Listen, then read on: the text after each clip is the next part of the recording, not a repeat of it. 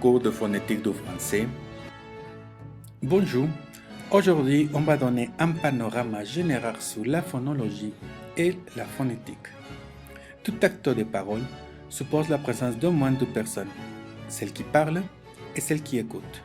L'un produit des sons, l'autre les entend et les interprète. La phonétique a par conséquent deux aspects. Un aspect acoustique qui étudie les structures physiques des sons utilisés et la façon dont l'oreille réagit à ces sons. 2. Un aspect articulatoire ou physiologique qui s'occupe de notre appareil phonatoire et de la façon dont nous produisons les sons du langage. Phonologie. La phonologie est l'étude des sons du langage. C'est donc une branche de la linguistique. La phonologie ne s'occupe par conséquent que de l'expression linguistique et non pas du contenu. Donc, l'analyse relève de la grammaire et du vocabulaire, aspect grammatical et sémantique du langage. Elle étudie les sons à partir de sa fonction distinctive à l'intérieur d'un langage en particulier. L'unité minimum utilisée comme singe du langage est le phonème. Il est abstrait, mental, psychique, virtuel et idéal. Les phonèmes sont illimités en nombre et ne sont pas une unité avec deux signifiés. En français, il y a 16 voyelles et 18 consonnes. Les phonèmes est l'unité minimum distinctive du langage et se différencie d'autres parce qu'ils opposent des signifiés. Exemple, table, tableau. Phonétique. La phonétique étudie les sons du langage parlé et son unité minima est le phone, qui est concret, réel, sonore, acoustique, auditif et latente. Les phones sont illimités en nombre grâce à tous les langages et dialectes qui existent. Les phones, ce sont des manifestations de phonèmes, ce sont des segments de sons. Type d'articulatoire.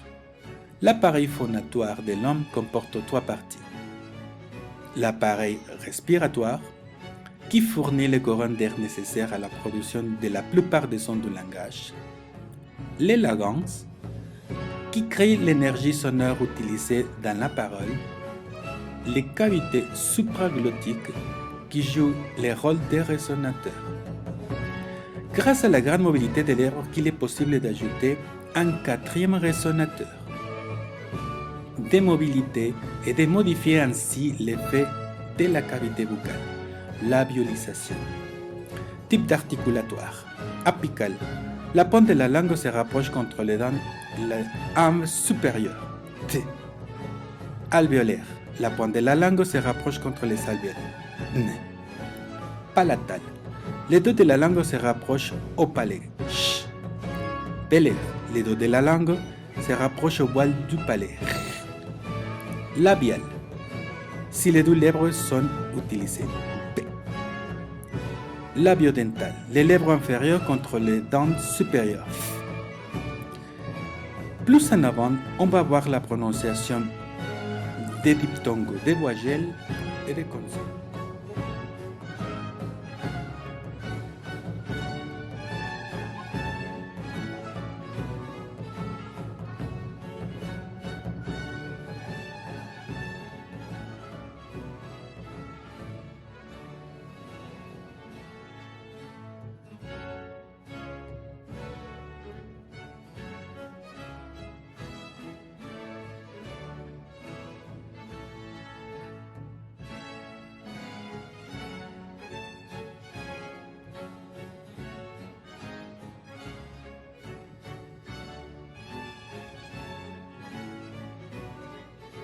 On va aborder le thème des diphtongues, de voyelles et de consonnes. Le diphtongue AI se prononce E.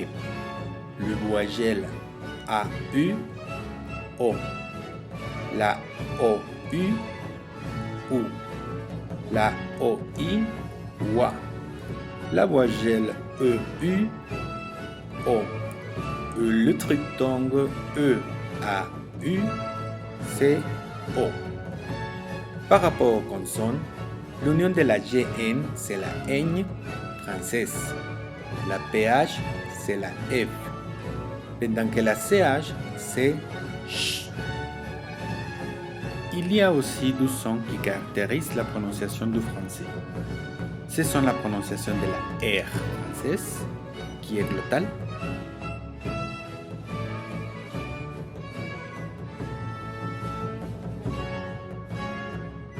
et la voyelle E, qui est arrondie. À la prochaine!